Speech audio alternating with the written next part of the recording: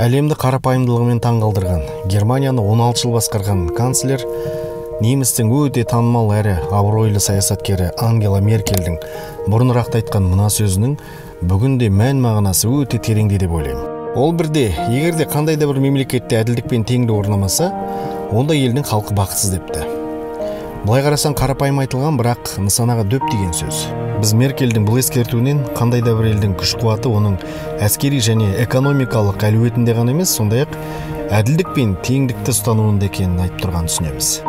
Қазір әлемде мемлекеттің күшін белгілі бір индикаторлармен өлшейді. Ол екеуі-ақ.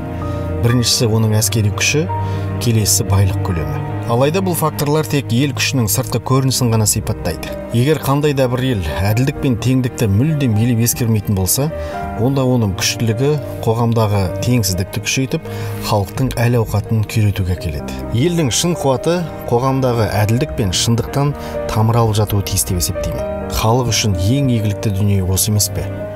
Келісетін шығарсыз.